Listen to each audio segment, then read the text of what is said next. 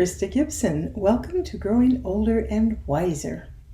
So there's a show on television called Hoarders, and I don't know if you've seen it, maybe so, but it focuses on people who are hoarders and how psychologists who specialize in that issue come in and help them, as well as a whole team of organizers and cleanup people and so on. And some of these homes are just horrendous in terms of the amount of stuff that's so much you can't even walk through the house. You know, there's little pathways and that sort of thing.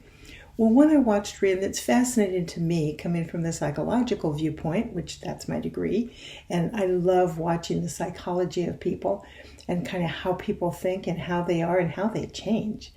So, which is what I love about the show, is watching the people change.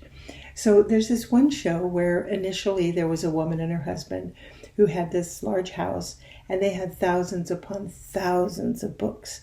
I mean, easily, the show said easily 500,000 books. And so when the crew came in and helped them clean up and take things away, they kind of got maybe even half what they would normally do in a show, which is totally clear the place out, because there was just so much. And it was hard to work with the husband, who didn't want to really cooperate, and even though he said he would. And anyway, they got to a certain point. Well, the show I was watching was the follow-up, like 9 years later.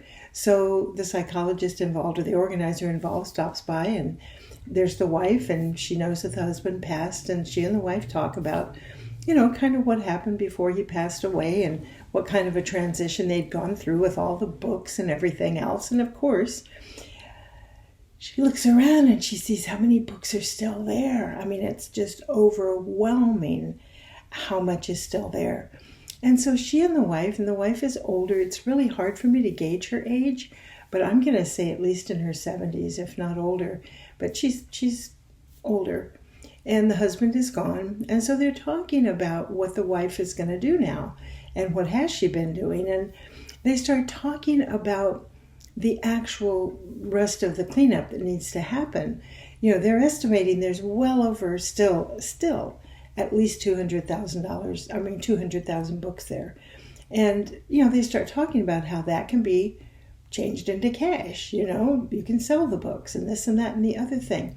The thing I want to share with you, I just wanted to give you all of that for the backup, is as they're discussing this, there comes a point where the woman says, the ex-hoarder or current hoarder, however you want to look at her, she says, it used to be that I could look at something like this and see it as the challenge that it is and jump right in and know that I could handle it and know that I could succeed. And there was never any doubt. I just did it. She said, now that isn't there anymore. It's gone. And I saw that crushing look on her face where she just internally crumbled.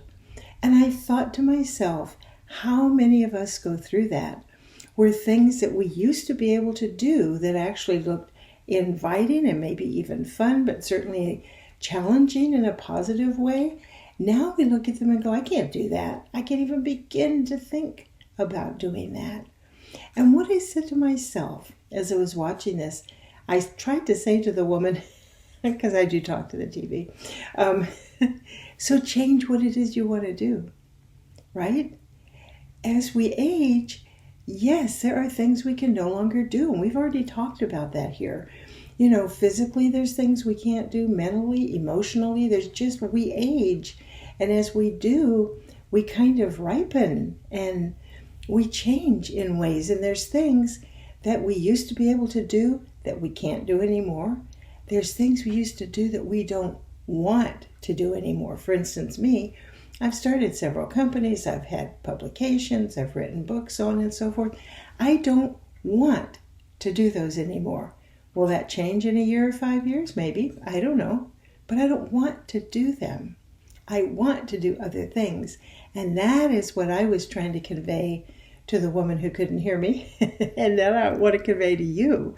If you're in that situation now, or should you come into that situation in the future, where you kind of crumble inside because you realize, I can't do that anymore.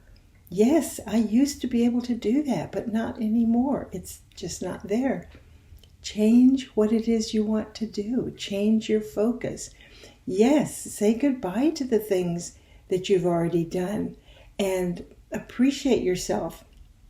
Appreciate what you did and how you did it and the skills that you had to do it, knowing you still have them, just in a different way. And say goodbye.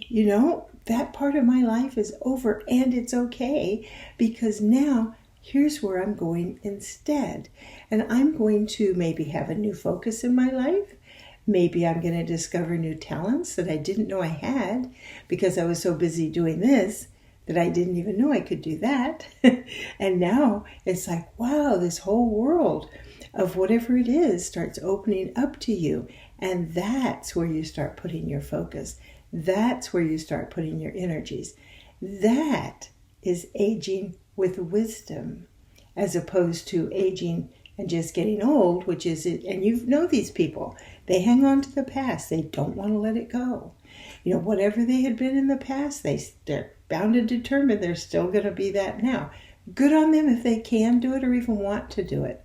Most of us don't. Most of us evolve to where we're able to say, I'm ready for something else. And maybe for you, it's simply relaxing and being retired. That's okay too.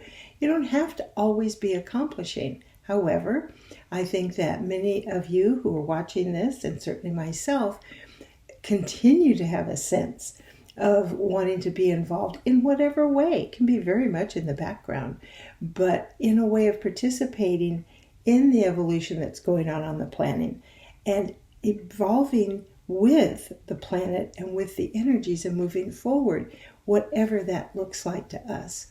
So I say, what is it that you want to do? Who is it that you want to be? Say goodbye to the past. Look at what you want to move into and go there with eagerness, with happiness, with optimism, and see what is in front of you. Look out in the, what do they say? Look in the windshield and not in the rearview mirror. Do that and see what a difference. Now, to get back to the woman in the show, the organizer helped the woman see that she could set up this whole business on eBay and she could sell her books. And if she even sold half of the books, she would be able to make around $1 million and be very comfortable. And that's what she got excited about. And the organizer helped her get started and showed her how, with the sale of even a couple of the books, she could hire some people to help her. And I believe at the end of the show, there were 2 books that they just pulled at random off the shelf. And the woman had already made $1,200 because they had some really unique out-of-print books as well as in-print books. But the hope that she had and the optimism for her future was just fantastic. So that's it for this week. Look forward to the future with eagerness, with joy, and with optimism. Talk to you next week.